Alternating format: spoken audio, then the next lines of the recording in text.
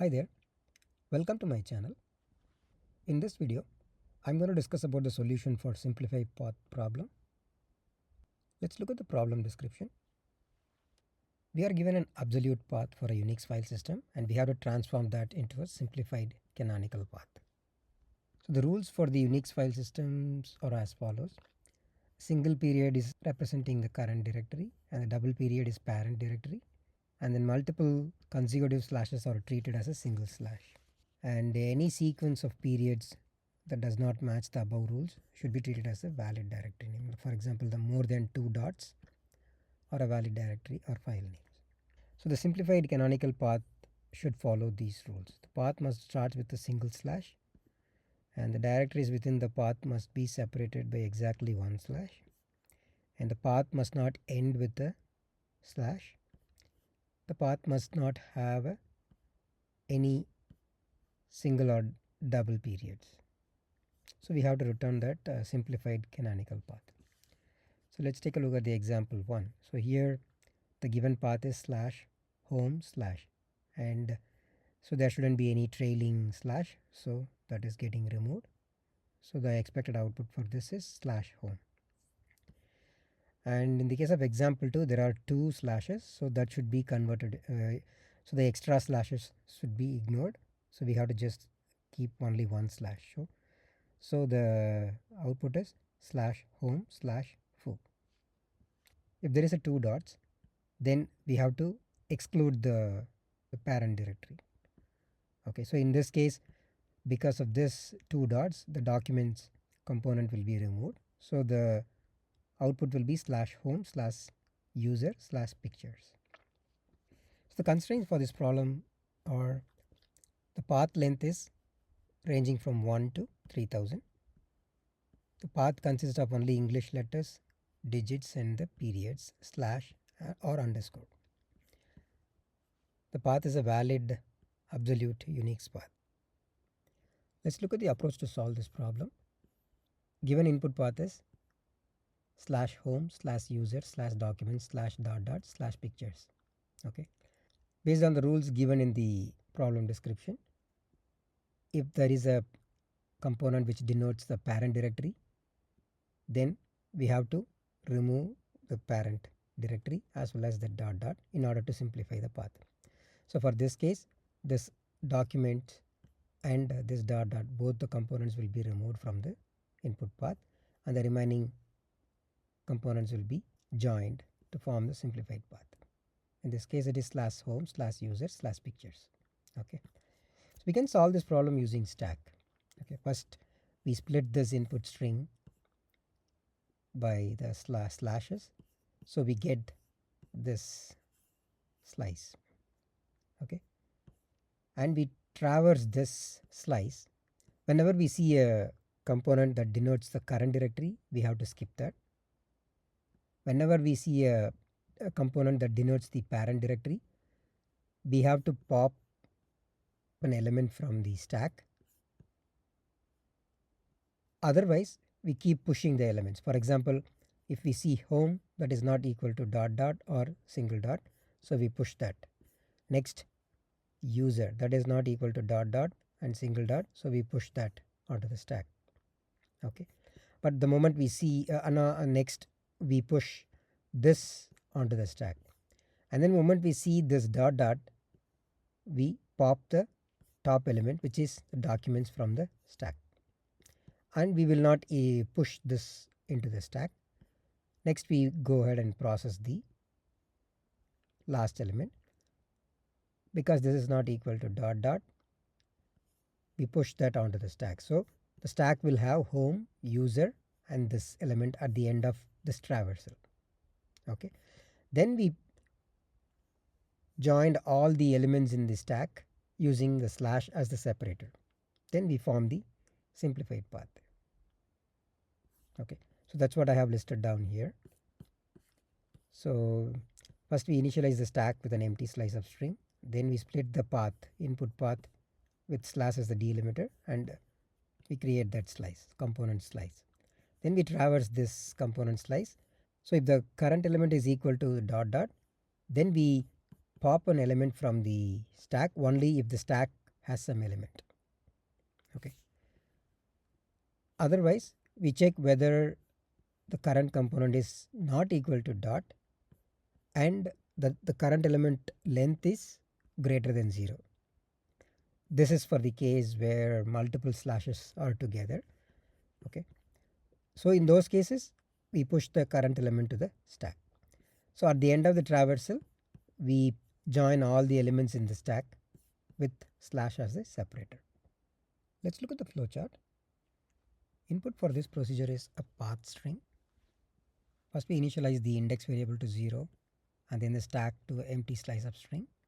Then we split the path by the slash and assign that slice of strings to the component variable. Okay. Then we iterate over the component in this slice, and in each iteration we check whether the current component is equal to dot dot. If so, we check whether the stack is not empty. If it is not empty, then we pop the top element from the stack and proceed to process the next component. Otherwise, without popping an element, we go ahead and process the next element. Okay. And if the current component is not equal to dot dot, then we check whether it is not equal to the dot and that current component is not empty. Okay. So in that case, we push that current component onto the stack. Otherwise, we simply go ahead and process the next component. So once all the components are processed in the slice, then we join all the strings in the stack with slash as the delimiter. And finally, we return the output. Let's move on to coding. First, I initialize the component slice by splitting the input path with the slash as the separator. Next, I initialize the stack with the empty slice of string. Then I write the for loop.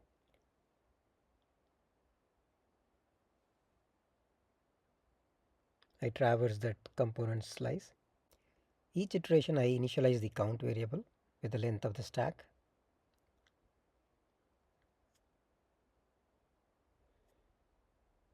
Then I check whether the current component is equal to dot dot.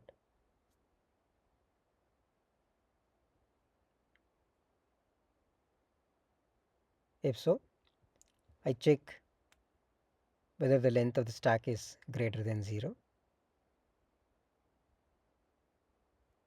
So we pop the element only if there is an element in the stack.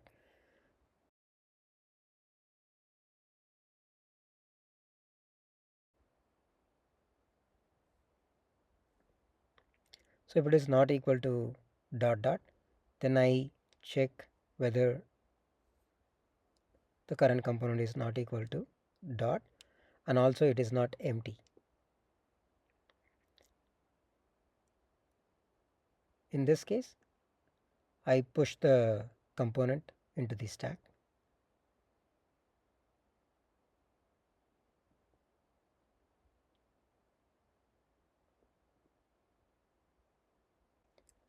After processing all the elements, then finally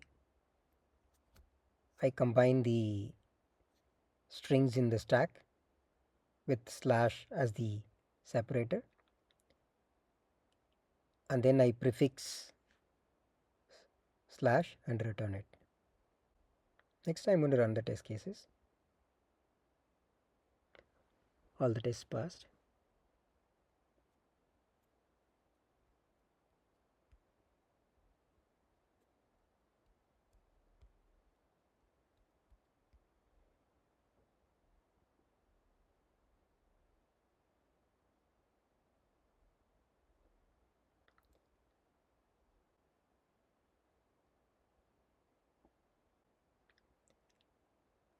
Next I'm going to submit this program.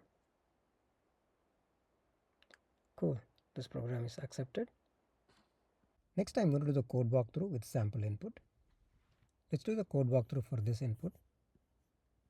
The expected output is /home/user/pictures.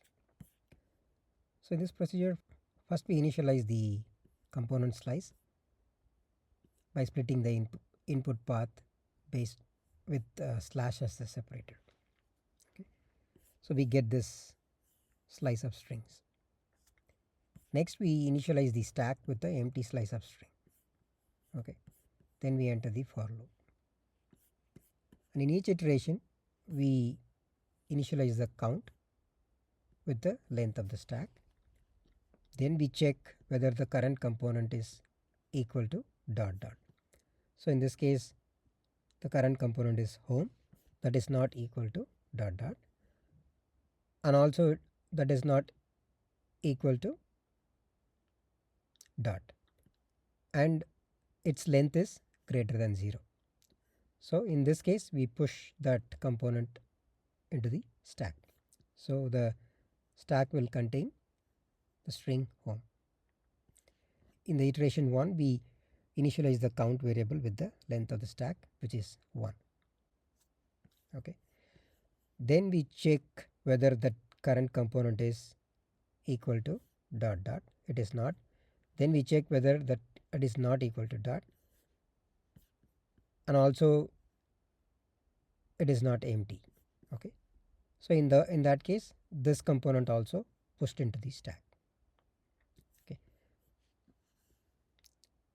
And then in iteration 2 the same thing. The component contains the string document. This component is pushed into the stack. Okay. And then in the iteration 3 we initialize the count to 3, the length of the stack,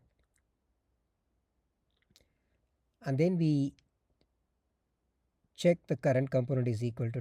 In this case it is true. Then we check whether there is an element in the stack. So the count is greater than 0. In this case it is greater than 0. So we pop the top element.